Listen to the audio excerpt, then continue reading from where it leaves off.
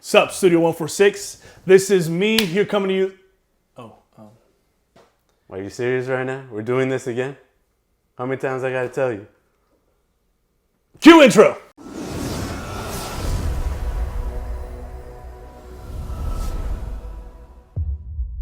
Guys, sorry about that. My brother here, I don't know, is getting a little too Getting a little too excited, man. too excited over here, man. You can't do this without me. What the heck? What's wrong with you? Anyways, welcome back, guys. We are continuing our top 10 series right now with The Fox and the Hound. We are number 9 spot, The Fox and the Hound, man. I don't know why I just did that.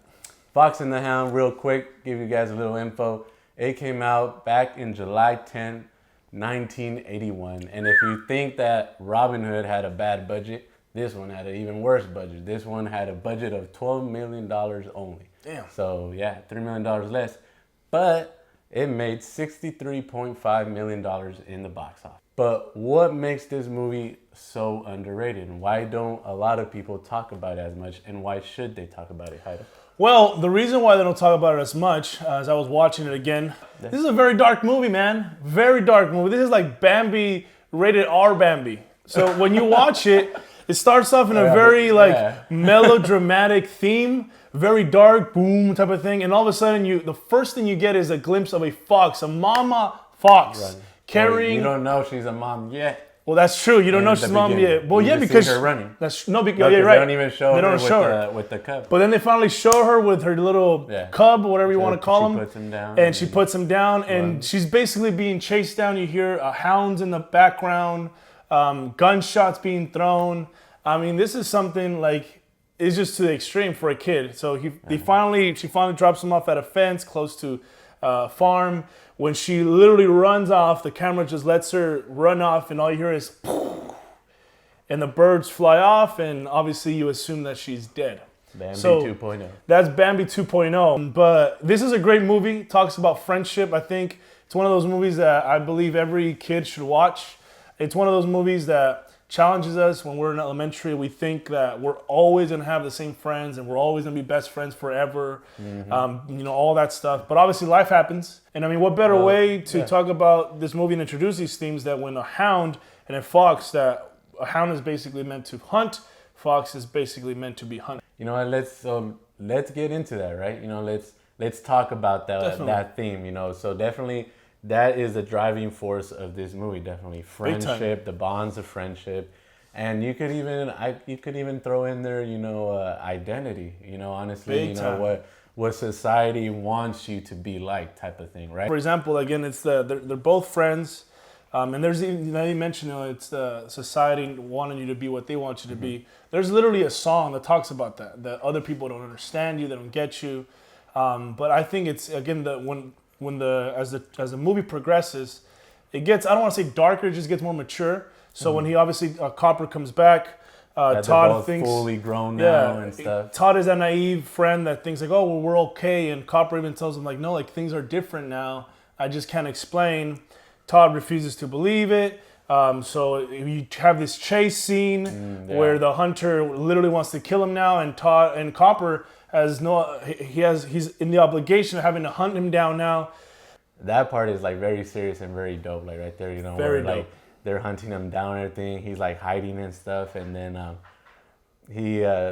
Copper ends up fighting him, you know. And the crazy thing about that is that that's how they used to play. Exactly. You know, you're right. I didn't realize that. Hide and seek. When they were small and they were cubs or whatever, they would play hide and seek. That's how they found each other, because he started tracking him. He would always have, you know, Copper look for him, and he would always hide and try to see like how good his nose was and stuff. So, you know, you see him sniffing around where he's like hiding under these like pallets and stuff, and you see him sniffing around, and he like passes him. So you're like, oh, you know. And then it's like almost get like him, and then all of a sudden, boom, they do a little jump scare, and he sees him right there, and he's like, he literally says, I don't want to see you die. Yeah, it's serious, like you know, like that's where you see the theme, you know, where it's like, you know, the whole we talked about. You could even talk about identity and all that stuff, because you know he's like now both in conflict, programmed, or his owner has trained him, taught him to be like, you know what, you're a hunter. Exactly. You're a hunter now. Whatever you do, you gotta kill, and you're not, you know, friends out there for you in the forest, whatever. You have to be that. But he himself, you know, you see that conflict within him because he lets him live. He's like, I don't want you to die. It's like, go, leave, run away. And he lets him go. And then that whole thing happens with the old dog, and he gets run over and breaks his leg.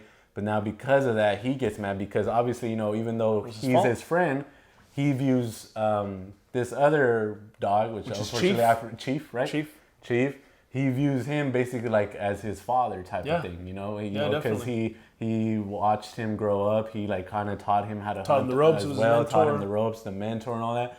And then that scene is very powerful too, how he like just screams into the air and is like, I know you're out there.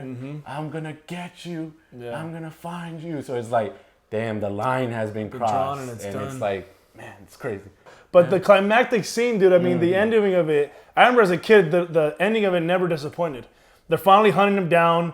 It's very intense. Back then, dude, the scores were amazing. The orchestras, score made the movie. Yes, they made you feel the fact that these foxes are literally getting hunted down, that Copper really wants to kill this guy. Like, he's on a mission to kill him. But Todd has found a foxy lady.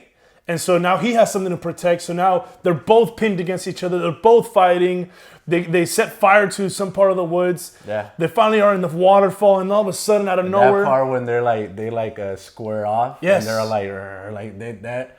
I gotta give kudos to the artists right there because they made their faces look so like they were vicious. It's like you're gonna die. Their claw, their teeth were like all out, and they made them look like really like angry, like actual animals, like all pissed off. They go at it. And as a viewer, you're conflicted. You're like, who should I cheer for in this situation? Because on the, like you said, on the one end, Todd is defending his lady. Because up until that point, you know, Todd was still like, you know, he's still kind of like, I'm still gonna try optimistic. Yes. I'm still gonna try to save my friend. He's still my homie. That's my boy. But then the tables change, you know, and he's like, you know what?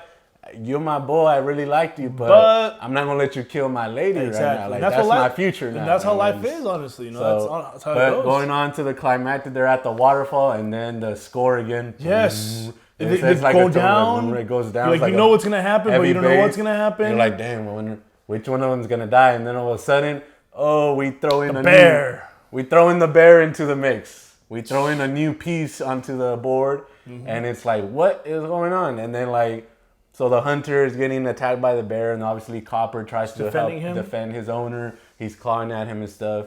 And right when you think Copper's about to get killed, you know, because the bear obviously overpowers him, throws him into a rock, and he's like, and then he's like just laying there. His cry is like, oh crap, man! You're just like, damn, Copper's gonna die. No, and then all of a sudden, Todd jumps in out of nowhere, and he comes in to defend his homie. He comes in to defend his friend.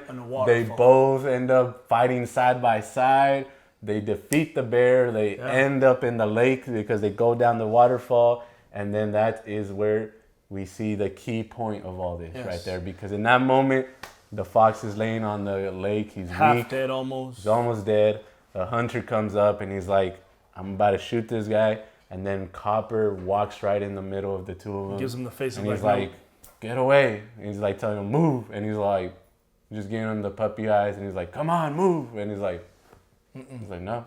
And then all of a sudden he's like, I think the hunter finally understands also. And he's like, just like, let's go home. And then they go home.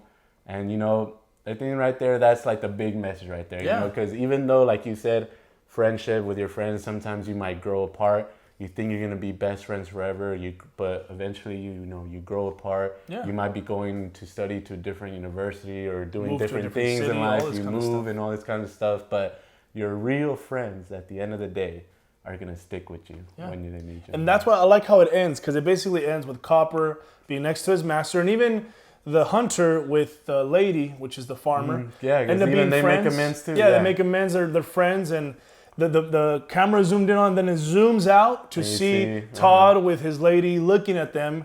And you have like that nostalgic eye, not nostalgic eye, but just that eye of affection. Like Copper knows, like, my boy's out there somewhere. And even though we may not talk or hang out anymore, we'll always be friends. And if he ever comes around... And it actually ends with that. Yep. Remember the voiceover? Oh, yes. At the very end, they do a little voiceover of them as kids. It's like, You're We'll my be- best friend, we'll be Copper. best and he's like, friends we'll be forever." best friends forever. And then he's the like, credits roll. Oh, and then the It thug. doesn't get better than that. You get the thug teardrop, just like. No, it doesn't get better than that. Yeah, it doesn't get any better than that. So, anyways, guys, so that's it for this video today. Number 9.